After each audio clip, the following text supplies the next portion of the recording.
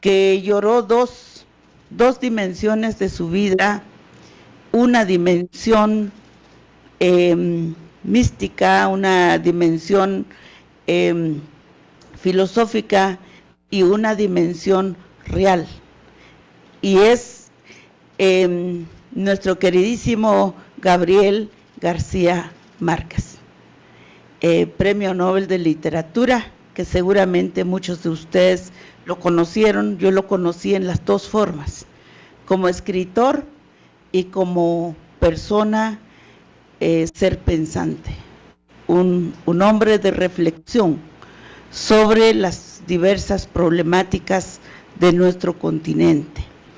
Entonces, él apenas acaba de irse y nosotros deseamos muy buen viaje a él para que ocupe su espacio en el cosmos, ¿verdad? Que así es como nosotros pensamos con nuestros difuntos.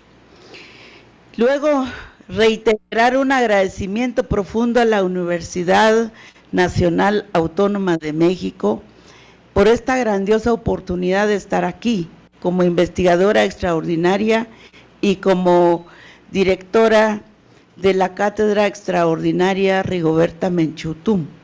Se siente raro cuando una persona que está viva y tiene que dirigir una cátedra que lleva su nombre, ¿verdad? Pero también es hermoso, porque también he visto en el mundo que recordamos las personas cuando ya no le preguntamos qué significa para ellos quizá un tema, una historia, un conocimiento, un concepto o una práctica de vida. Entonces, por eso agradezco a la universidad y agradezco profundamente a nuestro queridísimo rector, porque yo creo que con la visión que él tiene, pues ha hecho también de esta universidad una universidad interactiva, gigante y de muchos conocimientos, un reservorio de tantísimos conocimientos a través de la historia, pero sobre todo en este tiempo tan crítico para la humanidad, donde buscamos luces para caminar hacia adelante. Entonces, muchas gracias a todos los rectores, los directores, a todos los centros. Saludo a todos los jóvenes y docentes que nos ven a través también de estas pantallas, que seguramente va a trascender muchísimo y nos deja ganas de continuar, que eso es lo más importante. El tema es un gran tema. La academia, el tema de nuestra conferencia hoy, la academia y la educación en contextos multiculturales.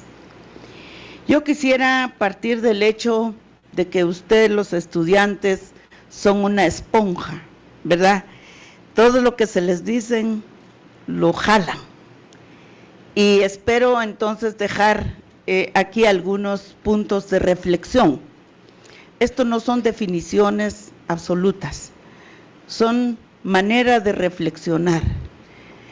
Uno, ya todos sabemos que el planeta es multicultural, que existen muchas culturas edificadas y añejadas a lo largo de muchos milenios, de muchos años, y han pasado por todas las épocas de cómo la humanidad se ha conducido, y reflejo de ellos entonces es que hoy somos un planeta, Tierra, llena de culturas. En esa visión universal de la multiculturalidad de nuestro planeta, es fácil que lleguemos a pensar, y hay muchas evidencias que refleja esto, de que el planeta que habitamos también se cimentó y se fundamentó a lo largo de millones de años en civilizaciones diversas. Yo quiero creer que ustedes en el futuro tengan el tiempo y la vida para comprender y recuperar la dimensión de las civilizaciones que dan origen a las culturas.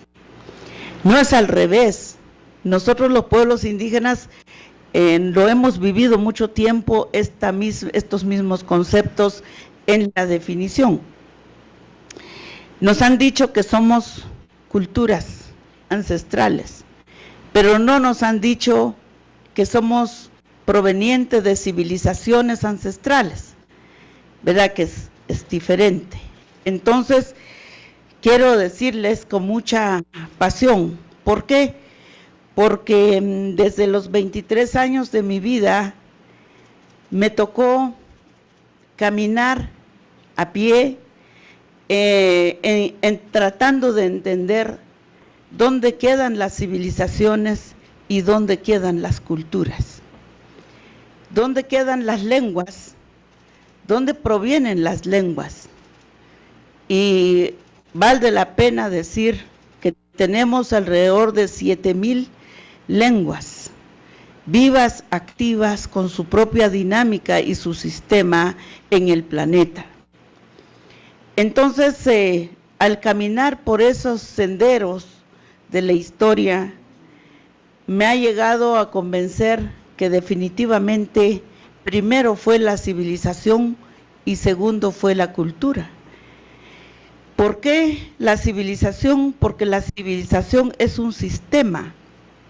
A medida en que los humanos fuimos creciendo en nuestra ADN, fuimos evolucionando en el planeta, fuimos creando reglas, normas, fuimos creando forma de visualizar nuestra sociedad y sobre todo fuimos creando liderazgos, transmisiones de diversas formas de organización social.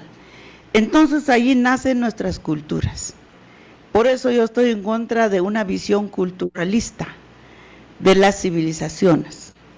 Creo que si hacemos un esfuerzo de creer que hay varias civilizaciones, vamos a encontrar nuevos sistemas que aún reposan en el silencio, en lo que hacemos a nivel global en la definición. Entonces, yo puse el tema multicultural. La academia, no me refiero a la academia de mis ancestros, ¿verdad? Obviamente, solo un ejemplo. Normalmente oímos nosotros, yo me considero y soy una lideresa, una autoridad indígena, como se conoce hoy, soy una autoridad indígena descendiente maya, también soy un guía espiritual y también soy política, ¿verdad? Y también soy escritora, escribo, pero mido mucho lo que escribo, porque si no le voy a fallar la letra. Entonces, en esas condiciones mías, definitivamente me he dado cuenta que las grandes civilizaciones hoy reposan en sistemas que cohabitan el planeta.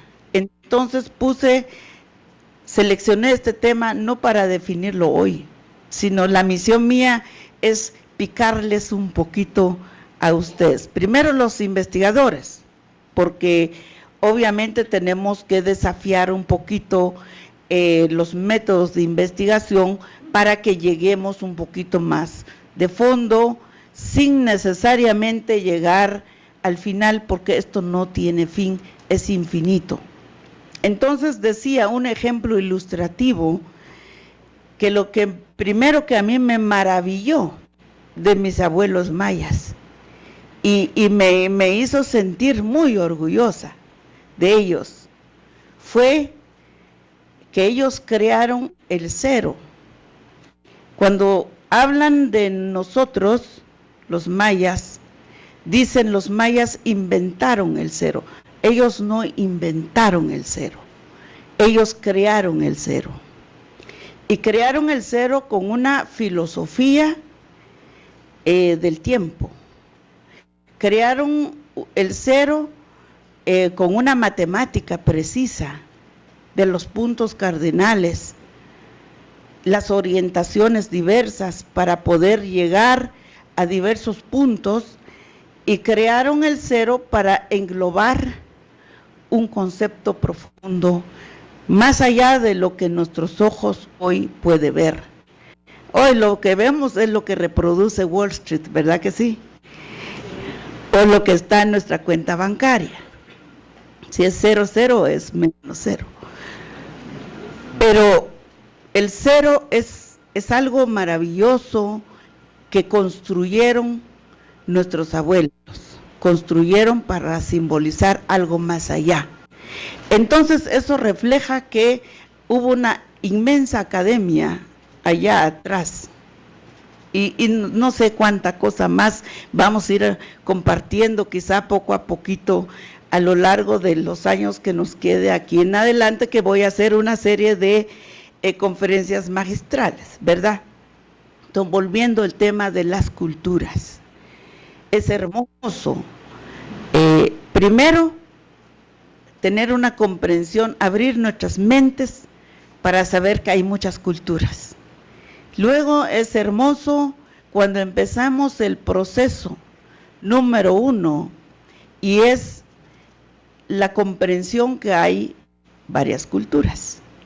Segundo, el recorrido para que lleguemos a reconocer esas culturas. Reconocer en muchos momentos porque nos identificamos con ello. Es decir, cómo se dice esto, cómo se hace esto, cómo se entiende esto, cómo se filosofea en otro idioma, o sea, ese reconocimiento es muy importante para nuestra formación integral. Luego lleguemos a aceptar partitas de esas culturas.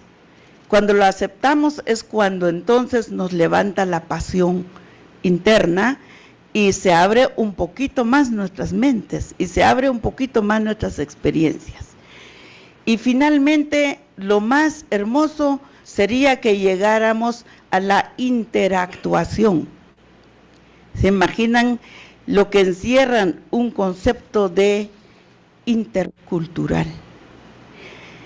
Siempre discutí que tenemos muy buena parte de razón cuando hablamos de educación multicultural. Puede ser una puerta de inicio.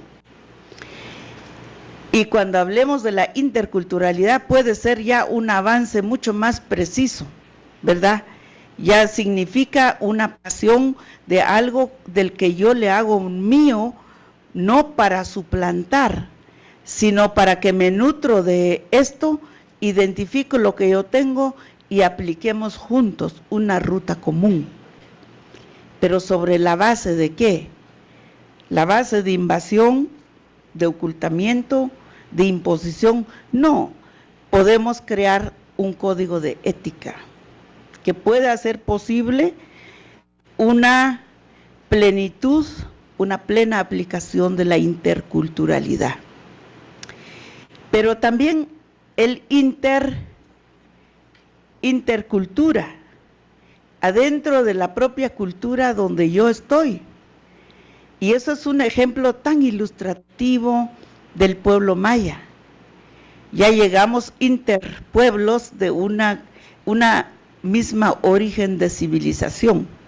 O sea, nuestra civilización maya proviene de muchos millones de años atrás. Si el calendario maya tiene más de 125,000 años de ser efectivo en el uso correcto, ¿cuántos millones de años les tocó a los abuelos para tener que llegar a una conclusión de manejo del tiempo? O sea, eso significa mucho estudio y mucho récord pasado. Pero adentro de la actualidad en nuestro pueblo maya, un Erchi habla diferente que yo hablo, y yo soy quiché, pero un Ixil es otra persona que habla diferente que yo, es decir, la lengua en este sentido se enriquece de una manera profunda, porque somos varios los que hablamos varias lenguas en un territorio pequeño. O sea, se entiende si fuera en toda la humanidad y con sus fronteras y todo, pero esto es frontera común, digamos. Casa común, 12, 13 o 22 idiomas. ¿Verdad? Nuestra casa común tiene muchas lenguas. ¿Qué es lo que unifica esto? El Sagrado Calendario, ¿verdad? Porque somos iguales, pues tenemos un calendario, un cholqui, ¿verdad? Que nos permite a interactuar. Entonces, la autoafirmación interna de la interculturalidad es otra fase que vamos a ir viendo, y por eso, ¿qué es lo que necesitamos como para iniciar un pie correcto los investigadores? Uno, aceptar que podemos basarnos en una sistematización de visión exógeno. Yo en el área Ixil tengo conocimientos exógenos, en el área quiché también. No, en el área quiché soy endógena. ¿Por qué? Porque yo conozco qué significa, qué representa, qué simboliza, cómo es la riqueza de esa cultura quiché que yo practico, hablo, siento, vivo, construyo, o sea, construyo en esa perspectiva quiché. Pero entonces, allí sí soy de la casa, digamos. Pero ya cuando me voy con los ixiles, tengo que aceptar que yo podría tener una experiencia exógena. Y no digamos cuando voy con los mestizos que ya no son ni quiché, ni tenemos tronco maya, todavía mi misión exógeno es un poco más allá, entonces me cuesta un poquito más cómo transmitir temas extraordinarios como el tema de la espiritualidad, como el tema de la cosmovisión, como el tema, las esferas, los temas o las dimensiones. Esto se da cada vez que cuando yo tengo que hablar de la madre tierra, la gente dice, ¿por qué dices madre? ¿Por qué besas la tierra? Yo sí beso la tierra. Cuando yo vine aquí por primera vez a esta grandiosa universidad, me hinqué allá en la esquina y besé esta madre tierra aquí. Pero muchas gentes decían, pero si es una personalidad, ¿qué le pasa, verdad? ¿Por qué está besando la tierra? Y sobre todo si es una gran académica, ¿cómo tiene que hacer eso? Qué pena, ¿verdad? Y porque esa filosofía de madre para mí y tierra, y no solo es un gesto, como lo dicen muchos, su costumbre, no es una costumbre, o sea, no es una costumbre, es una ciencia, es una filosofía. Entonces, me cuesta un poco más, y así me ha costado un montón entrar en temas como discutir sobre el medio ambiente. ¿Se imagina? Para mí es mi madre y de repente es medio, y luego es medio pero ambiente, ¿verdad? Entonces ya no les entiendo. Entonces ahí me pasa igual con los amigos contadores, ¿verdad? Cuando me dicen que hay que cobrar el IVA, pero más también el impuesto que se retiene, más el valor agregado de no sé qué, entonces yo digo ya, aquí sí ya no. Entonces, todo esto es como muchas dimensiones que tenemos que entender para que no nos enreden los conceptos. Entonces, en conclusión, para mí, qué bueno que tanto la UNESCO, desde los años 80, frente a la globalización, frente a la llamada globalización, frente a la política económica neoliberal, frente a la expansión del mercado libre, ustedes han oído de los tratados de comercio, frente a todo eso, corrieron los científicos en el marco educativo para tratar de hacer un modelo de educación multicultural. Pero hay otros que dijeron, bueno, hombre, ya sabemos que somos multicultural, pero queremos encontrar la clave para que nos comprendamos. Pero hay otros que dijeron, no, lo más importante es producir profesionales en un mercado de trabajo, ¿verdad? Entonces viene la educación y el mercado. Entonces, y muchos de nosotros estamos anclados en este momento en el mercado de trabajo. Entonces, ¿para qué estudias tú? Es muy importante saber cuál es el fin final en tu vida en la educación y qué es lo que se persigue. Y creo que aquí la juventud tiene muchos horizontes como para hacer una educación integral, ¿verdad? Que la educación no solamente percibir un oficio, seguir un oficio, sino que también tengamos un oficio, pero tengamos múltiples criterios para tomar una decisión. Es decir, lo que queremos construir es un liderazgo que pueda ejercer la autoridad integral, ¿verdad?, con nuevos valores. Entonces, aquí lo más importante es no recuperar, porque en realidad muchos de nosotros poseemos nuestros valores, nuestros principios.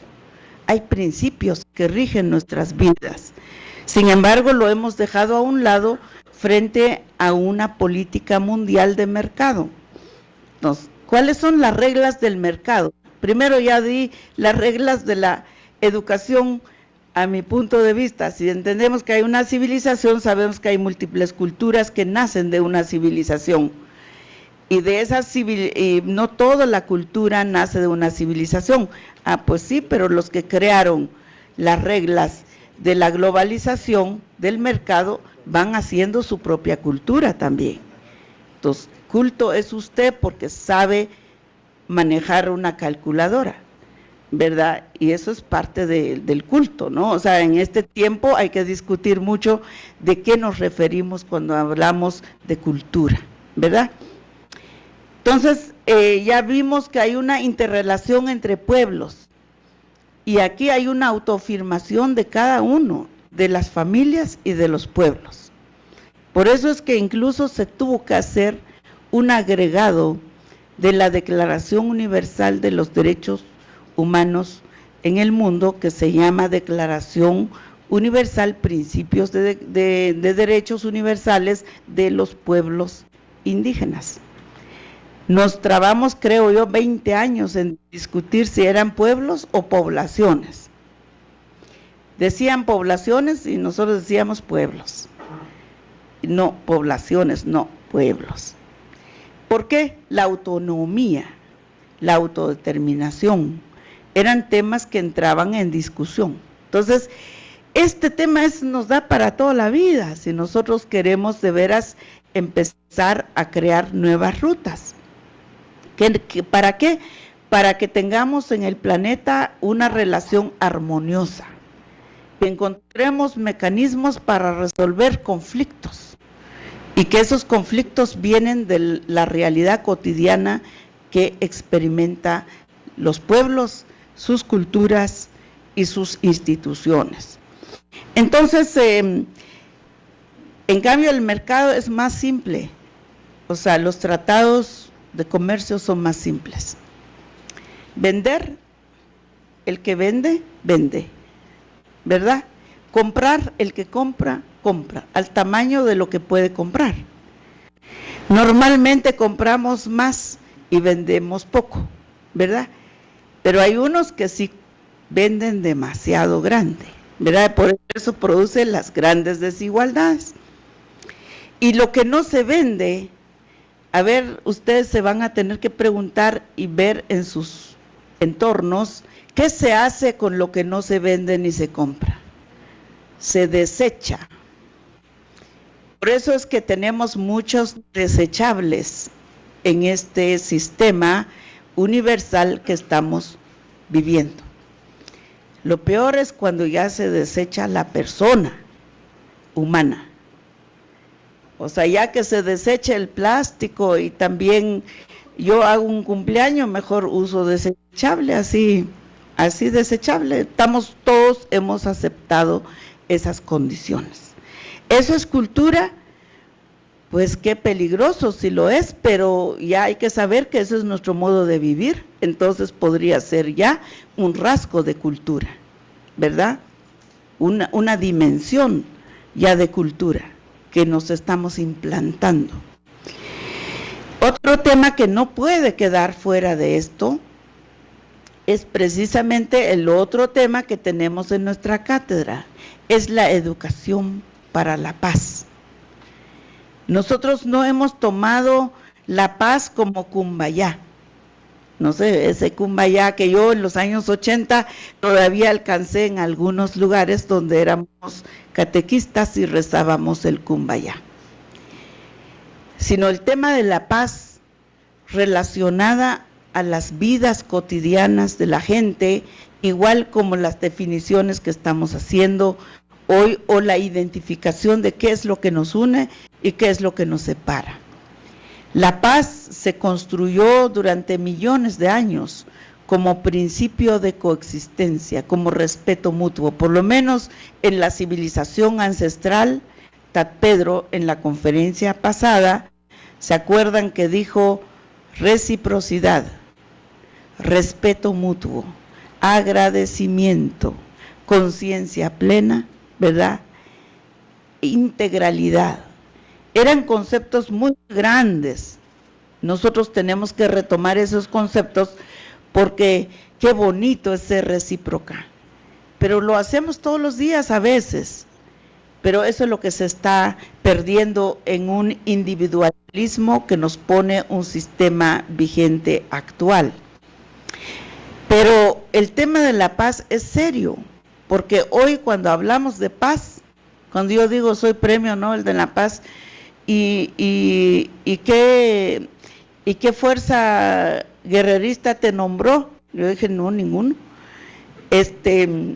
¿Y qué guerras usted está ayudando? Yo no ayudo a ninguna guerra. Sí, porque la paz es sinónimo de guerra. Y es cierto, el presupuesto de la educación es verdaderamente ínfimo en relación al presupuesto de las armas. Al presupuesto de las armas nucleares no sabemos, no tenemos idea, pero podría financiar 3 veces toda la humanidad en su conjunto, ¿verdad? Todo el tema de las armas nucleares, todo el tema de las armas biológicas, las armas químicas, las bombas que matan por más de 50 años sin soldado. O sea, esa mina que se queda ahí en la loma puede estar ahí como un enemigo haciendo posta por 60, 70 años y a alguien le toca pasar ahí y se explota. Es decir, las armas sin humanos. Esas armas cuestan mucho, pero también los ejércitos que mantenemos cotidianamente. Entonces allí, pues, por supuesto que hablar de la paz es un tema profundo.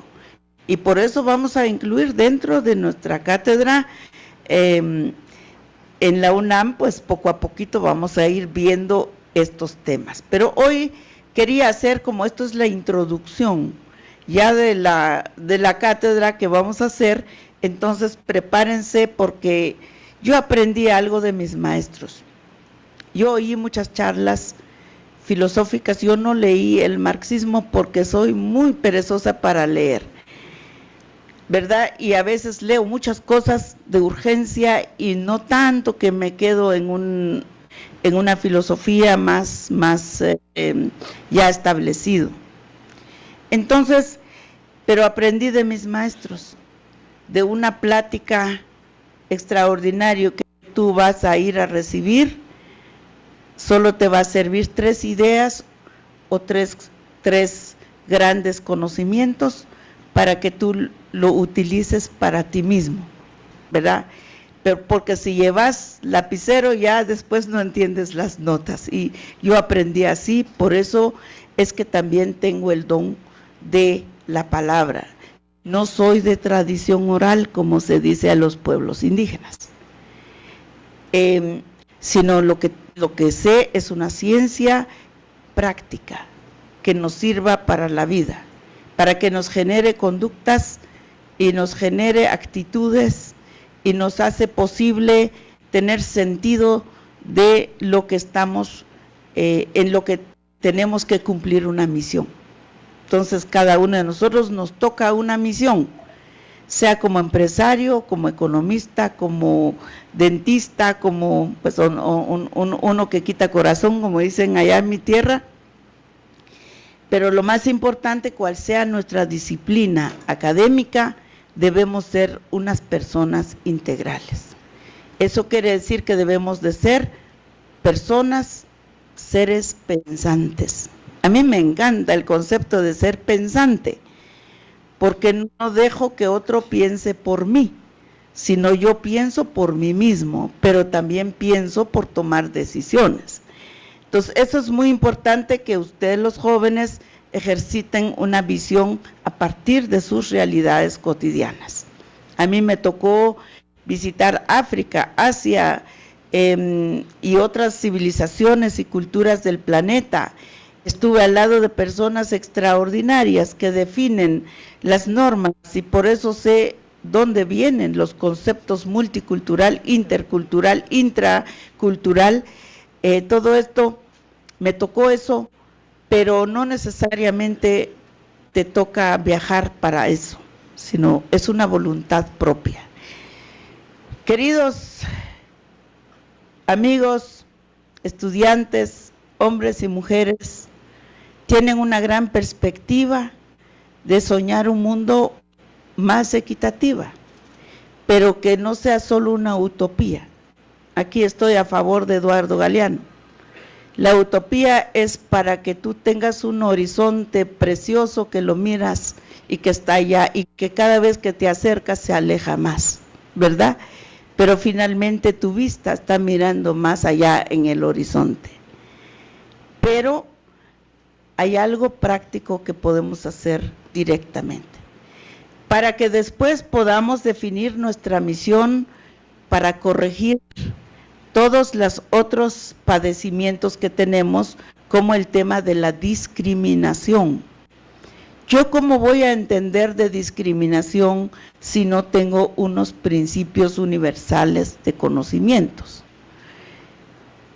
Después esto nos va a ayudar para entender qué es racismo.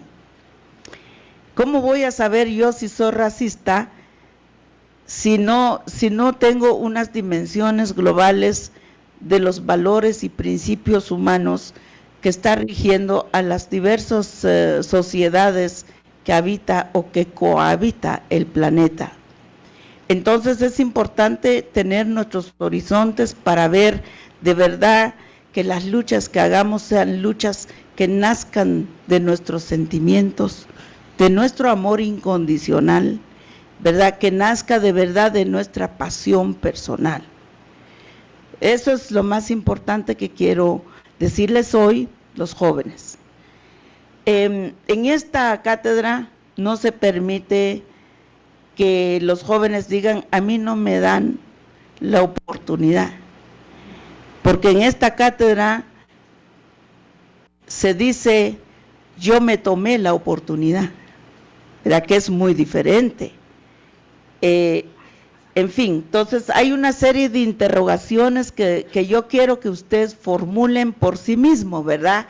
Seguramente tendrán cuestionamiento, tendrán un caso específico, podría haber una metodología que ustedes están ya haciendo en sus clases, sobre todo en las áreas donde ya se está hablando de la interculturalidad, ya tienen unos conocimientos, están haciendo unas prácticas de campo, y que ustedes se vuelvan también investigadores de lo positivo para que nuestras enmiendas al sistema que queremos corregir sean enmiendas pertinentes, ¿verdad? Que no solo gritar reivindicación por gritar.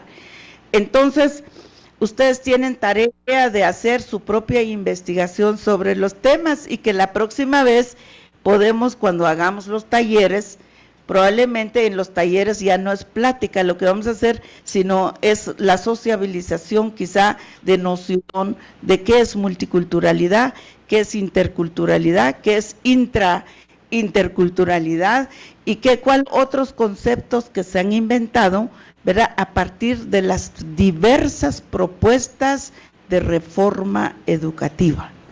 No sé si aquí, yo sé que aquí ustedes han estado ahí peleando por reforma educativa. Bueno, ¿qué es lo que estamos reformando? ¿Qué es lo que queremos que se reforma? ¿Y qué enfoque queremos dar de acuerdo a nuestro mundo contemporáneo? O sea, no echemos la culpa a nuestros ancestros de lo que no hicieron, sino nosotros en este mundo nos toca construir y construyamos lo mejor que podamos. Así que yo dejo para las preguntas, porque ya ven que hay algunos que quieren autógrafo y vamos a tener que dar autógrafo, y el día de hoy se va a celebrar otro convenio, ¿verdad?, con la Asociación Menchutum de parte de la UNAM, y también hoy vamos a convivir, ¿verdad? Hay una parte de convivencia que nos toca.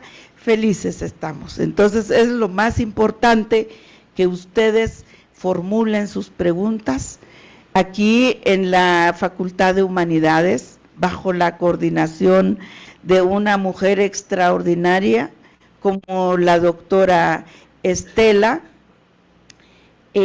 Hay mucha forma de que ustedes nos puedan mandar desde sus directores, desde sus centros, ¿verdad?, nos puedan enviar todas sus propuestas, ¿verdad? Síntesis, no tesis. Porque la tesis, ahí sí, cuando más adelantito a lo mejor sí podemos acompañar sus tesis, pero en este momento lo más importante es que ustedes nos expresen lo más de sus inquietudes, y hay un comité técnico de la cátedra que ya se formó y que va a salir en la Gaceta. Entonces, cuando ustedes vean el comité técnico, ustedes puedan dirigirse a los doctores, a los extraordinarios amigos que van a ayudar para que juntos podamos dar una contribución. ¿Para quién? Para el sistema educativo en general. Yo creo que esa es nuestra meta global. Luego, el sistema educativo en América Latina, donde actualmente hay mucho debate sobre educación, sobre busca de complementar educación. Y luego, pues, que nuestra universidad autónoma, nuestra Universidad Nacional Autónoma de México, sea un reservorio, pero también sea un área donde podemos seguir proyectando ideas gigantes para la formación de los ciudadanos a nivel global, ¿verdad? Porque la UNAM, ustedes saben que es la universidad prestigiosa, la más antigua y la que ha tenido diversas carreras y ha creado diversos profesionales en nuestro continente. Y hoy hay una relación muy fuerte con muchas universidades de la América Latina y de otros continentes. Entonces, para eso trabajamos, para tratar de contribuir en las luces que necesita nuestra humanidad. Muchas gracias. Las preguntas, por favor, doctor, me va a ayudar a transmitir las preguntas para que saludo de nuevo a todos ustedes, los que nos miran a través de las cámaras, los que nos miran allá en sus centros, los que están por internet y los que estamos aquí en la sala. Pues les quiero decir que todos estamos con mucha pasión, ninguno se ha dormido hasta ahora que estoy viendo, todos están despiertitos. Muchas gracias.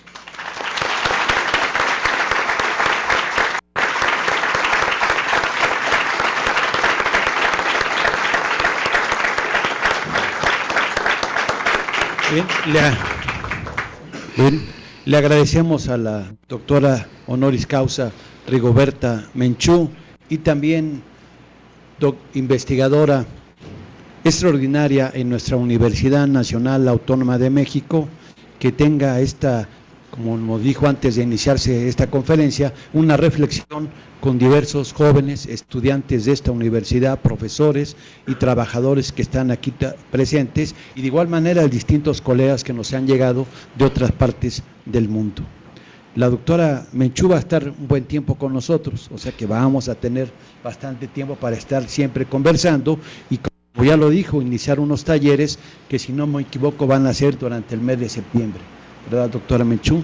Bien, vamos, si les parece, adecuado y sobre todo, doctora, voy a leer algunas preguntas y usted las va retomando, las que usted considere. Son preguntas que nos llegan tanto de este auditorio que estamos aquí en el piso 14 como en los otros auditorios del Instituto de Investigaciones Bibliotecográficas y de la Información y del CIAL que están en el piso 13 y en el 11. Incluso hay también una transmisión que es abierta a todo público que estamos también realizando, igual de los colegas que están en Jiquilpan y en la NES León. Dice una de las primeras preguntas, por Claudia Abigail Morales del CIAL: hay una visión desde América Latina que trasciende y me parece vital la construcción de valores que nos permitan comprendernos como humanos y reconocernos así, que me gustaría saber cómo podemos construir estos nuevos valores de los que nos habla y cuáles serían estos valores que corresponden a esta filosofía de vida. Si quiere le voy dando lectura a todas las respuestas. La siguiente es de Mayra de la Facultad de Filosofía y pregunta: ¿por qué hablar de liderazgo cuando las cosmovisiones de los pueblos tienen como centro la comunidad? Mauricio Silico de la Facultad de Derecho pregunta: ¿cuál debe ser el perfil del universitario? Luis Ángel Castellanos de la Facultad de Ingeniería señala: actualmente hay una creciente violencia en Michoacán y algunas comunidades indígenas para defenderse del narcotráfico han formado las llamadas autodefensas. ¿Dónde queda la autonomía de estos pueblos y hasta dónde quedan coartados sus derechos cuando el gobierno no permite que dichas autodefensas formen filas frente a la violencia? Adrián Guzmán de la Universidad Latina hace dos preguntas. La primera: ¿la paz es producto de la interculturalidad? Y la segunda: en favor de los derechos humanos, la discriminación positiva se vuelve selectiva y discriminadora de otra persona, ¿a quienes nos favorece? Y Valentina Cuaresma, también de la Facultad de Filosofía, pregunta: ¿cómo conciliar la paz con la fuerza? ¿El ejercicio de usar la propia voz es instrumento de valentía? ¿Cómo perdonar sin olvidar? ¿Cómo conciliar paz con voz? Tal vez vamos a... esta primera ronda. Sí, porque si no se nos va a olvidar. Sí. 3 ideas, dije, no 20.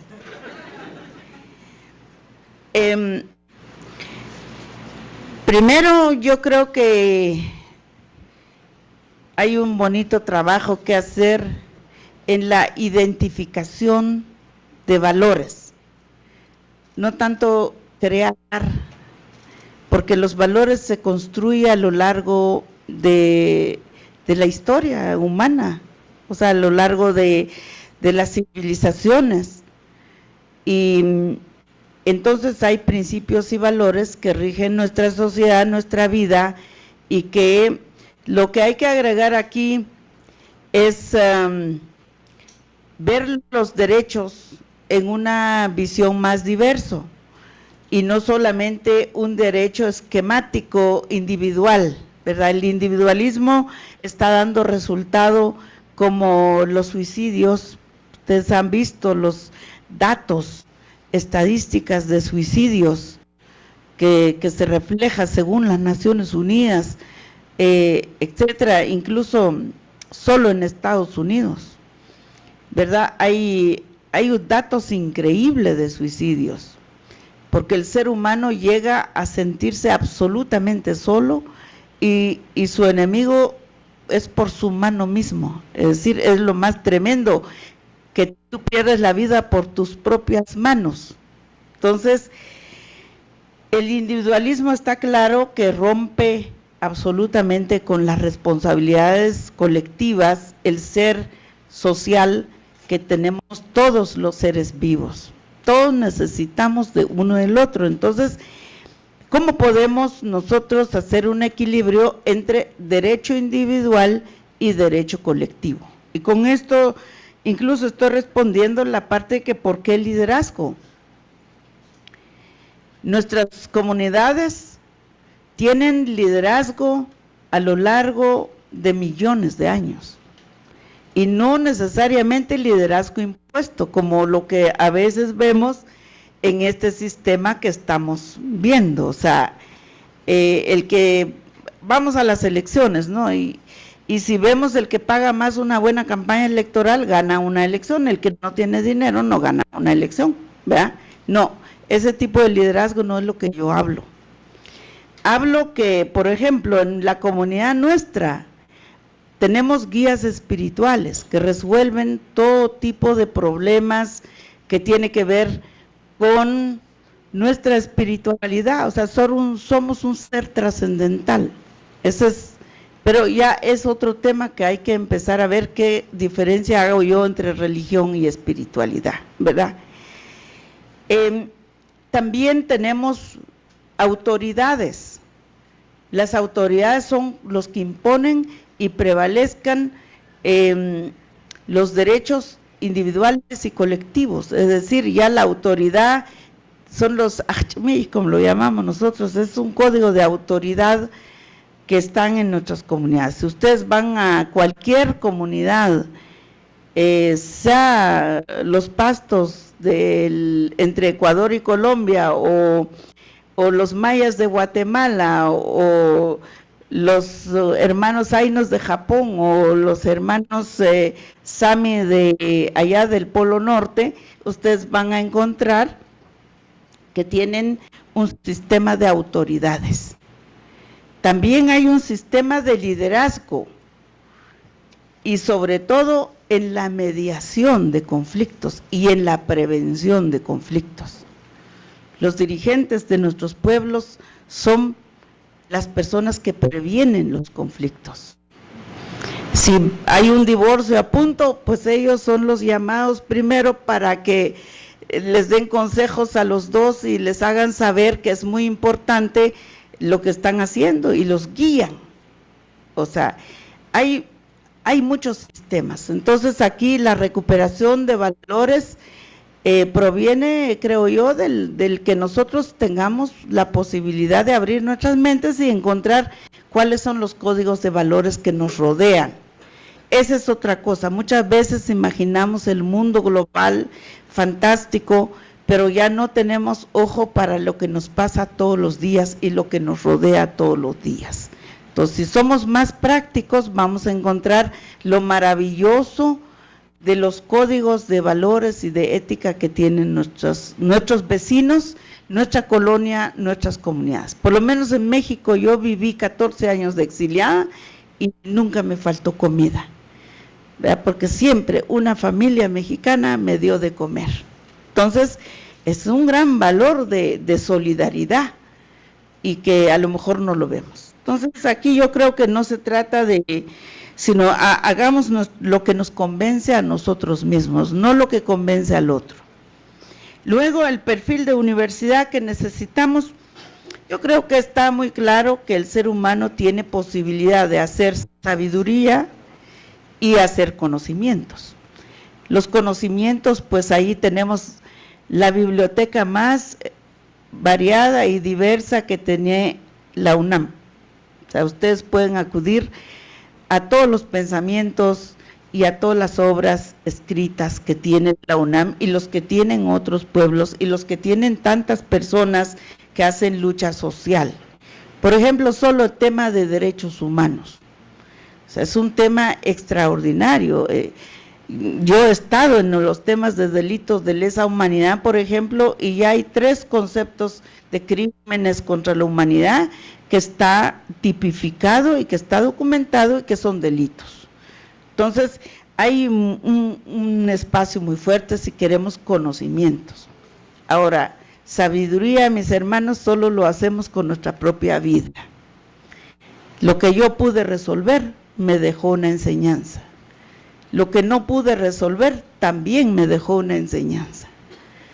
Es decir, la sabiduría es lo que te enseña en todas las dimensiones de la vida. Entonces, tratemos de salir de los círculos donde estamos. O sea, la juventud capitalina a veces tiene ese problema. Llega a la casa, se duerme, se va a la colonia, camina por la colonia, se acabó el mundo allí mismo. Pero si es un joven que se va a Michoacán, que aquí los michoacaneses, que quiero saludarlos, que yo amo mucho a Michoacán, he estado muchísimas veces en sus territorios en sus comunidades. Entonces yo pienso que depende del chance que nos demos nosotros para ampliar nuestra sabiduría, ¿verdad? Pero la sabiduría quiere una condición profunda, y es la humildad. Y repito, como he dicho muchas veces a millones de jóvenes del mundo, humildad no es sinónimo de humillación. No se te tienes que humillarte para aprender, sino humildad es una conducta, es una actitud, es un valor que tú puedes practicar en tu vida, donde en un momento te sientes igual que todos los demás. No, incluso ni preguntar su nombre, porque si te llamas María y se llama María, no es lo que te hace compatible con esa persona, sino son la manera en que piensa. Entonces, esa humildad nos ayuda a despertar otros ángulos de nuestra visión. Y finalmente el tema de la discriminación. Muy fácil señalar a otro, pero no se autoseñala uno, ¿verdad? Entonces mi consejo aquí es que todos veamos nuestro lado si no hay una conducta en nuestra forma de pensar o nuestra forma de mirar a los otros que se semeje a racismo, ¿verdad? O se semeja a discriminación. Si revisando todo eso nos damos cuenta, todos tenemos una dosis de ese mal, ¿verdad? De esa enfermedad espiritual, como lo llaman grandes otras personalidades. Entonces, yo creo que yo no puedo juzgar un caso si no tengo todo el expediente. Por ejemplo, yo he ganado 3 juicios contra discriminación en Guatemala, y para razonar penalmente, jurídicamente y desde la doctrina y la filosofía del derecho, tener razón que era discriminación, y por eso se llegó a una condena al delito de discriminación, pasaron como 5 años de mi vida en los tribunales y en la investigación. Entonces, defender un expediente también es una manera de sentar un precedente, ¿verdad? Entonces, son temas que uno lo tiene que partir de lo que conoce del tema. La fuerza y la paz. Yo creo que si recuperamos el verdadero sentido de la paz, que es armonía, que es un entorno donde uno se siente seguro, ¿verdad? Y es un entorno donde uno se siente realizado. No hay una paz perfecta, ¿verdad? Sino siempre la vamos a construir haciendo una valoración de lo bueno y lo malo que nos pasa. Si eso fuera la paz, es más fácil que podamos crear una actitud de educación. Pero si la paz es sinónimo de guerra, hay que empezar dónde se concentran las armas, ¿verdad? ¿Quiénes lo manejan? ¿Qué países tienen más poder para usar armas letales y tener un espíritu antiguerrerista? Eso es lo que yo he hecho. Yo la guerra no lo apruebo de ninguna manera. Entonces yo creo que también es un posesionamiento, pero a partir de cómo podemos abarcar esto. ¿Qué otro? Yo creo que contesté todo, doctor. Si usted me lee algunos otros y así lo resumo. Bien. Antes de hacerle la siguiente ronda de preguntas, que no digan que son muchas, quiero anunciarles y presentarles a quien no tenga conocimiento que nos está acompañando aquí el doctor Héctor Hernández Bringas, quien es en nuestra universidad coordinador de planeación, y que en buena parte a él le debemos la presencia de la doctora Rigoberta Micho. Bienvenido, doctor Héctor Hernández Bringas. Doctora, muy buenas tardes. Doctor, es un honor tenerlo a usted aquí. El doctor Bringas es de verdad, y el maestro Samuel, que también está aquí, son como los primeros pioneros en soñar esta cátedra, y gracias a ellos que empezamos a ver cómo se puede materializar la cátedra, junto con Anita Menchú, que es Anita Menchutum, que es para mí siempre la hermanita más hermanita toda la vida, ¿verdad? Entonces, gracias a ustedes, para que ustedes ven que muchos de los procesos también no se dan por sí mismos, se dan porque hay personas que los hacen posible, ¿verdad? Y hoy les mencionaba la doctora Estela, se hace un grupo importante para promover estos intercambios, así como se ha construido procesos muy grandes, siempre algo tiene que empezar por algo. Por eso es que vale la pena pensar en un liderazgo. O sea, el que piense que no necesitamos liderazgo, pues no sé cómo sería un poco lo que llaman anarquía, pero como hoy el tema no es anarquía, sino es multiculturalidad, entonces la próxima vez podemos abordar el tema. Bien, vamos a hacer, hay un número muy grande de preguntas, hemos seleccionado algunas que más o menos contemplan a las otras preguntas, y en esta segunda ronda voy a leer y dar lectura a las 4 que aquí les vamos a presentar para esta respuesta, doctora Rigoberta Menchú. Nos dicen Carmen María Ramírez de la Facultad de Derecho: la cultura de los derechos humanos global está en oposición con la cosmovisión de los pueblos indígenas, es decir, una práctica que se rechaza por parte de los derechos humanos, se tiene que respetar por la autonomía de cada grupo. Esta es una primera. La segunda, que hace Samantha Rosas de la Facultad de Ciencias Políticas y Sociales, dice: ¿qué papel juega la multiculturalidad en el nuevo concepto de la seguridad humana que maneja la Organización de las Naciones Unidas? Y la tercera, de Carlos Hernández de la Facultad de Derecho, dice: ¿cuál será la alternativa para crear otro tipo de educación diferente a la que sirve a los intereses de la educación de mercado o neoliberal? Y la última, de Sara Pineda de la Facultad de Ciencias, señala: ¿cuál es el mejor consejo, reflexión que le han dado? ¿De qué manera influyó en usted?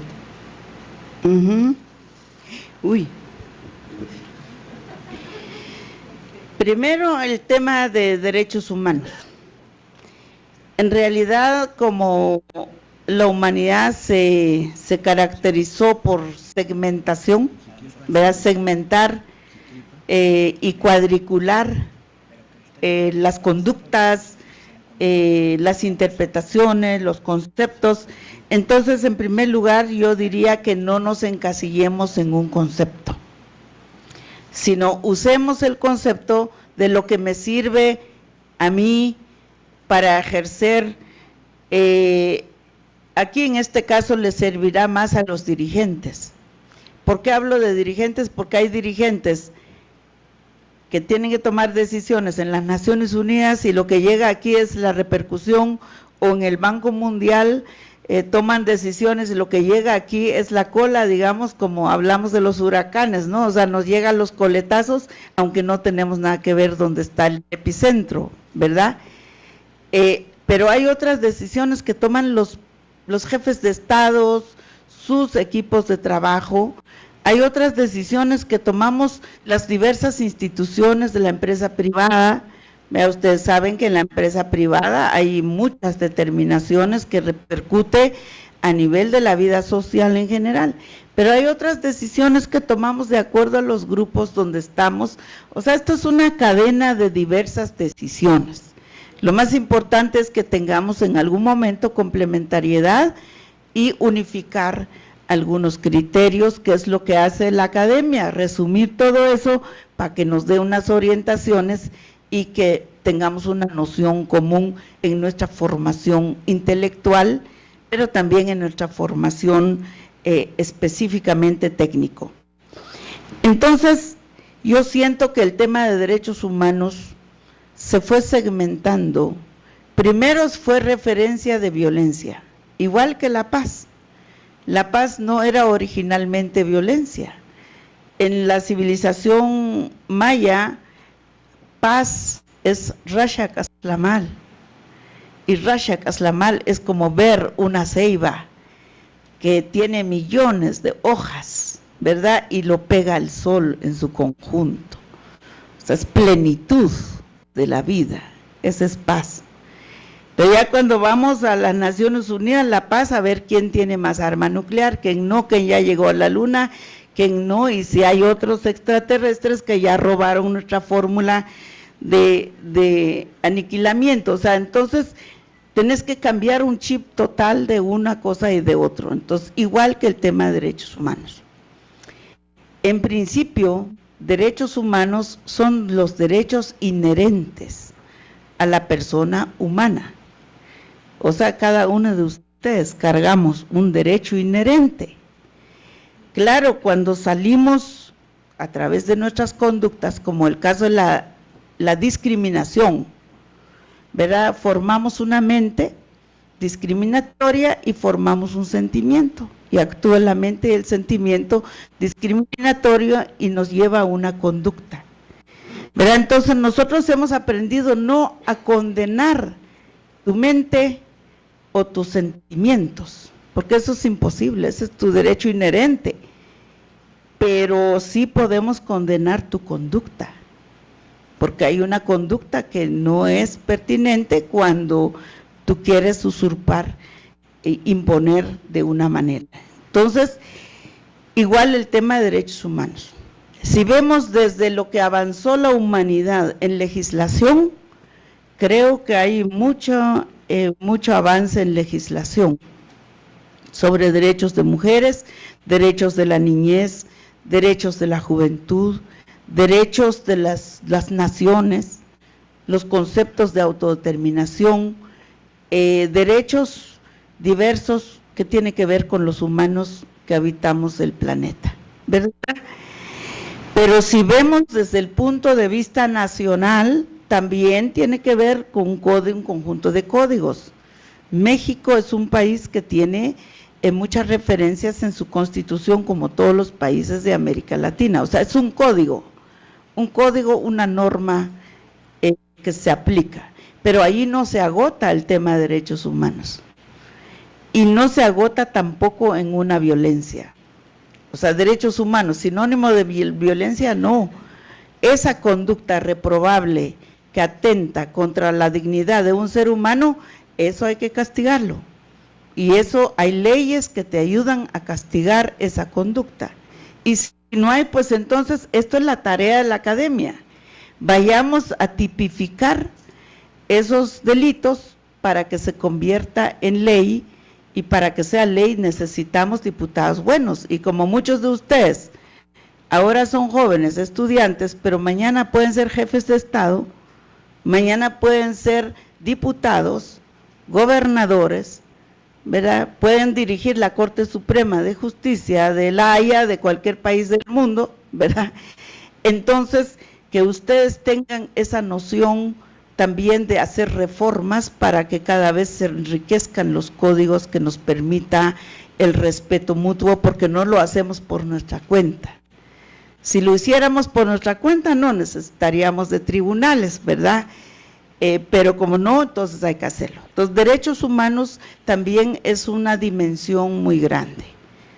Lo que yo no estoy de acuerdo es que dicen derechos humanos porque es una asociación. Entonces ya fuimos a lo más extremo, que es lo que pasó en los años 80. Derechos humanos sí es la asociación tal fulano, esos son derechos humanos, nosotros no somos derechos humanos, ¿verdad? Entonces se llega a una noción mucho más pobre de nuestra condición humana, que es una integralidad mayor, ¿verdad? Entonces yo pienso que aquí es muy importante que cada quien veamos qué es justo y no es justo, también porque el tema de justicia e injusticia es un esquema mental y es un esquema filosófico de sistemas que se crearon y se pusieron al frente, ¿verdad? Pero no nos agotamos en eso. ¿Qué otra? Seguridad humana de la ONU. Mire, las Naciones Unidas ya creó diversas normas, ya no necesitamos más, ¿verdad? Ahora lo que necesitaríamos sería ver qué sirve, lo que no sirve de todo lo que se ha creado a lo largo de los últimos 30 años. Solamente la historia de Naciones Unidas en 30 años se ha creado un conjunto de normas, recomendaciones. Hay días especiales para recordar que tenemos que revisar políticas públicas, y se convirtió en días simbólicos, ¿verdad? Entonces, yo pienso que cualquiera sea una política, es un enfoque y pensemos que es un enfoque que no es la palabra escrita en piedra, sino cómo reformamos o cómo aplicamos. Si se trata de mujeres, pues a ver cómo se aplica en la vida de las mujeres, y si se trata de la niñez, pues que sea la niñez. Lo más importante es que este mundo necesita transformaciones permanentes. Tenemos que transformar las instituciones de manera permanente. Si no es así, entonces hay decadencia, y lo que hay en el mundo de ahora es una decadencia global. Bueno, otro tipo de educación. Yo pienso que la educación es el tipo que necesitamos. Entonces, otro, tal vez, no me imagino yo de otro tipo, ¿verdad? Me imagino que es muy importante una educación que alcance para todos. Y actualmente, ustedes ven en toda América Latina, la educación pública es una educación simbólica, que todavía está en la castellanización. En las comunidades indígenas solamente enseñar el alfabeto. Usted podría decir, es un logro enseñar el alfabeto. Sí, es cierto, es un logro, porque a través del alfabeto entiendo el idioma del otro. Lo que pasa es que no es recíproca. Entonces se vuelve imposición de un sistema monocultural. O sea, el monoculturalismo, ya saben ustedes, que ha hecho mucho daño. Entonces, por eso es importante que la educación tenga pertinencia.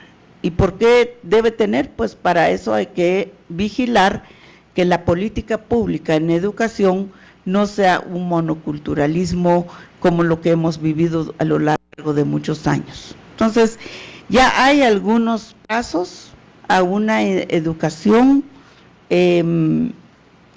más amplio para la población. La calidad educativa se ha discutido muchísimo en los últimos años. Ahora, para que se ejerce la calidad educativa, tiene que ver también con la formación del profesor. Yo no tengo duda de eso. El profesor tiene que tener los criterios más amplios para que la educación que enseña no solo leer el alfabeto, sino que sea un profesor que sus alumnos se caractericen por seres pensantes. Si son seres pensantes, ya lo hicimos, porque ya no podemos dominar lo que usted piense, ¿verdad? Porque su mente está ejercitado para pensar, ¿verdad? Entonces, para eso hay que dar muchos criterios. A veces tiene que ver con metodología, con pedagogía, tiene que ver con también con la forma en que se enfoca la educación. Y bueno, y los padres de familia. Si yo soy una madre que sé que mi hijo está en la escuela, pues lo mínimo es que me interesa saber qué le están enseñando. Y si le están enseñando valores positivas, pues yo sé que la escuela donde está es una mejor escuela, ¿verdad? Entonces, la escuela no se hace solo porque el Estado quiere enseñar alfabetización. Entonces, yo pienso que allí tenemos mucho que se ha hecho en los últimos años. Gracias, doctora Rigoberta Menchú. Ya por último, antes de darle la palabra al doctor Hernández Bringas para que haga la clausura oficial de esta cátedra magistral, si le parece bien, vamos a tener nada más 2 preguntas para conectarnos nacionalmente. Una de ellas es la sede también de la Coordinación de Humanidades, que está en Jiquilpan, Michoacán, y la otra del CEPSIS, que también es de la Coordinación de Humanidades y que está en la ciudad de Mérida, Yucatán. Vamos entonces a darle primeramente a los colegas de Mérida que tomen la palabra. Una pregunta concreta, por favor. ¿Se puede hacer técnicamente? ¿Sí? Bien, entonces escuchamos la pregunta.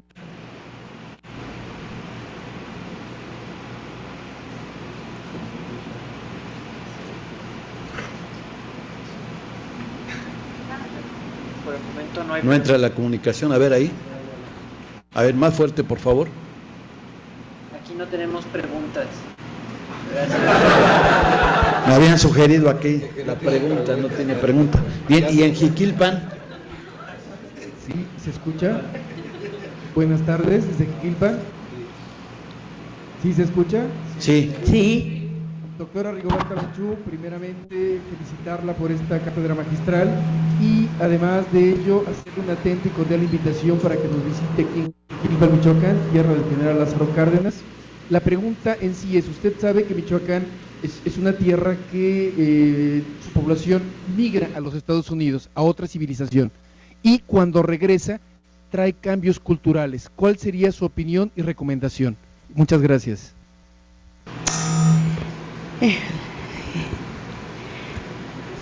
Por eso es importante esta forma de reflexión abierta, porque igual como se está viendo esto en Estados Unidos, se está viendo quizá en Europa, en otras partes de América Latina, esa sociabilización de principios, de valores, la sociabilización de inquietudes, la expresión y bueno, y sobre todo que nos permita construir nuestra propia identidad, porque otro de los temas que dejamos a un lado de la multiculturalidad o la interculturalidad o la intraculturas es el tema de identidad, y probablemente otro día podemos agarrar el tema de identidad. Esto se ubica bastante en el tema de identidad.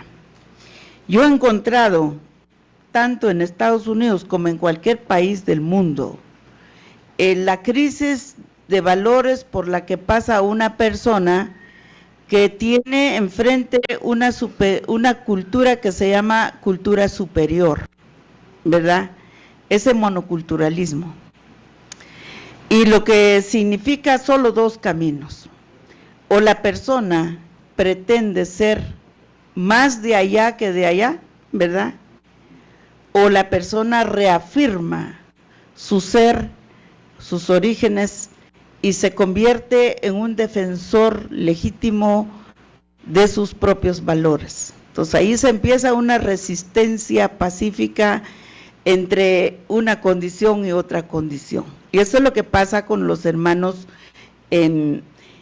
migrantes, por ejemplo, que también en nuestra cátedra hay un tema que es migrantes. O sea, vamos a abordar el tema migrantes para que ustedes ya vayan colocando también sus inquietudes a futuro.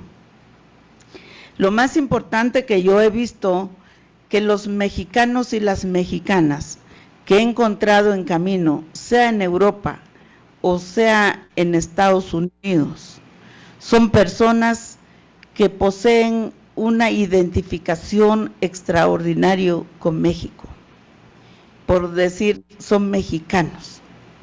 Todos le dicen, es que este es mexicano, por eso, y cargan con ellos muchos símbolos de México, llevan mariachi, el sombrero, los bailes, cargan mucho, esa referencia de México para ellos es muy grande, y yo lo valoro mucho. Y otros que les han pasado esto son los hermanos asiáticos.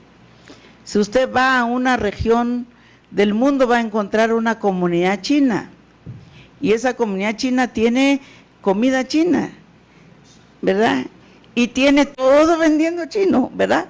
Entonces es una afirmación de identidad muy fuerte. Y el idioma es algo que fortalece a todas las personas, o las lenguas son lo que fortalece a las personas. Entonces yo creo que si hay uno por ahí que se cree más norteamericano que michoacanense, seguramente porque ha vivido un proceso de transformación muy dura. O sea, eso les pasó a los mayas de Guatemala. En los años 60, los padres, las madres, le decían a sus hijos, mijo, quiero que te parezcas a un ladino. y un ladino era un mestizo, ¿verdad? Era uno solo habla español. Quiero que seas así. Y le prohibió a su hijo o su hija hablar el idioma, en primer lugar, para que aprendas bien cómo es ese otro, porque ¿qué es la referencia del otro? Es que el otro no habla maya, ¿verdad? Entonces, si hablara maya, entonces al parecerse al otro, debería hablar 2 idiomas, ¿verdad? Pero como no, entonces tiene que ser monocultural, ¿verdad? Entonces, ya cuando se fueron adolescentes, los padres les dijeron: mijo, te tenés que casar con una ladina, ¿verdad? Para que tus hijos nazcan como ladinos. Y no estoy hablando de años, muy años atrás, estoy hablando de los años 60. Y hay regiones muy grandes, quichés, sobre todo de Guatemala, que tuvieron, y hoy usan, solo las mujeres preservan la indumentaria, los huipiles, pero los hombres ya no. Entonces te casas con un maya ladino, ya es como que te casaras con un ladino pobre de Guatemala, o sea, porque tampoco es que tenía riqueza para hacer, ¿verdad? Entonces yo pienso que es muy importante ver en qué condición está la persona cuando renuncia de su identidad. Entonces eso es otro tema que vamos a ver. Michoacán, muchos saludos, mucho ánimo. Sabemos que en Michoacán hay muchas personas que han sufrido en los últimos meses, pero cada uno de ustedes tiene la oportunidad de ser mediadores de conflictos, sobre todo los estudiantes, facilitadores de diálogo, y no parte de conflictos, sino facilitadores de soluciones, de diálogo, de negociación, porque eso es otro arte muy valioso de la humanidad, que se puede cultivar muy bien en cada uno de ustedes. Muchas gracias, doctor, por esta oportunidad. Saludo a todos los docentes de la Universidad Autónoma de México, la Universidad Nacional Autónoma de México. Saludo a todos los compatriotas que están aquí. Saludo a todos los estudiantes de cooperación, porque sé que hay estudiantes de Ecuador, de Colombia, de muchos países aquí también, así que México sigue siendo, es una tribuna muy importante. Lo que pasa aquí repercuta en muchas partes del mundo, así que se tiene una mayor responsabilidad de construir pensando en los demás, ¿verdad? Pensando en las culturas diversas. Muchas gracias.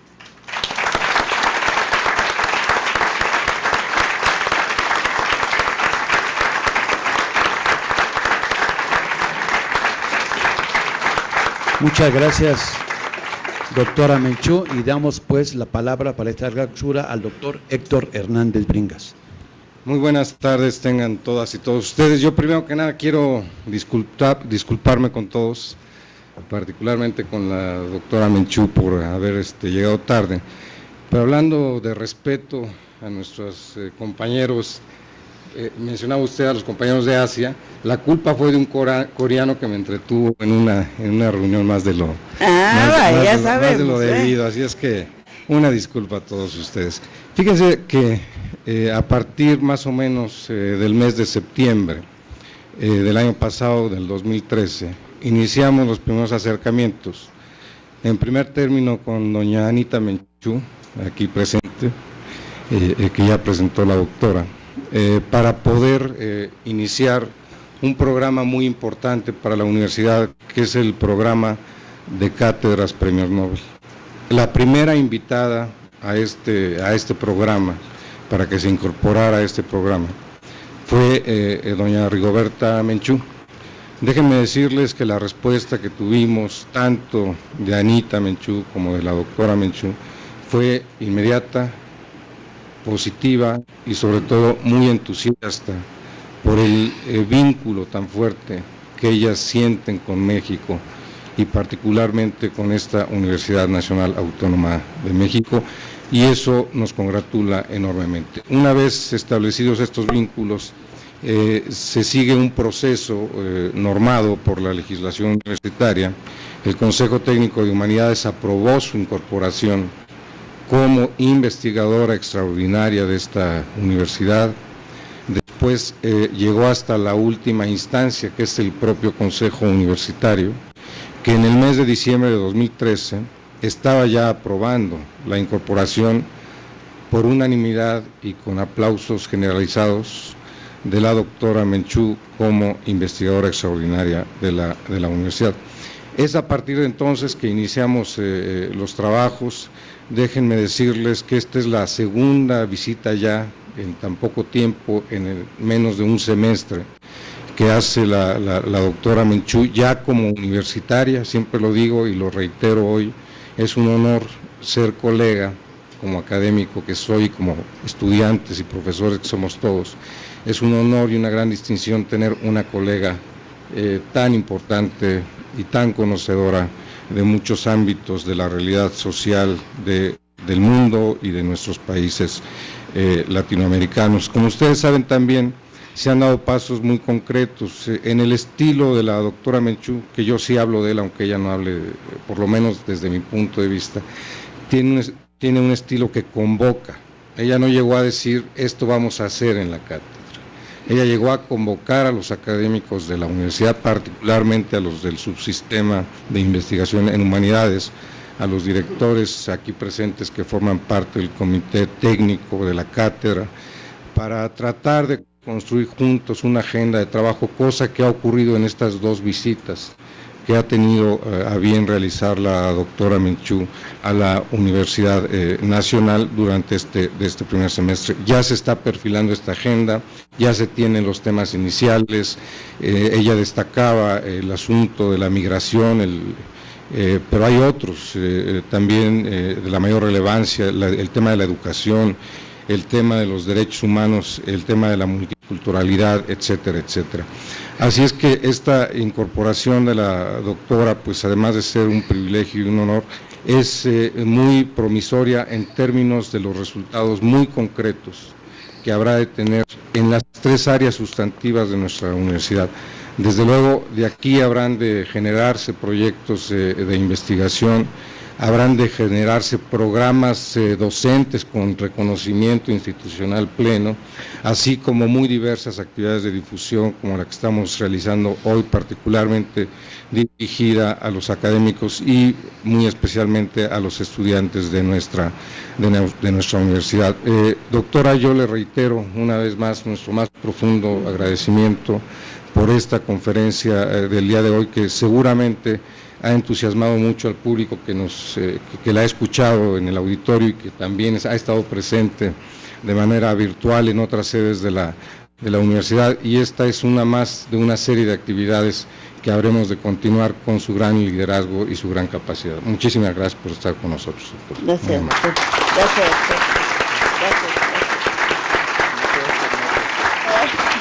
Bien, pues agradecemos. Las preguntas me las voy a Sí, llevar. la doctora Menchú nos dice que se va a dar todas sus preguntas, las va a tener muy presentes para cuando la volvamos a tener aquí en septiembre, seguramente responderá más efectivamente a cada uno de los que hicieron las preguntas. Concluimos entonces esto y les agradecemos su presencia tanto aquí en la Torre 2 de Humanidades, en los 3 pisos que estamos, como en las sedes allá en León, en Mérida y en Jiquilpan. Muchas gracias. Fue excelente. Ay, gracias, doctor. Sí. Ahí está nuestro centro. Ay, sí, gracias, claro que sí. Clac. Tengo que conocer más los nombres de los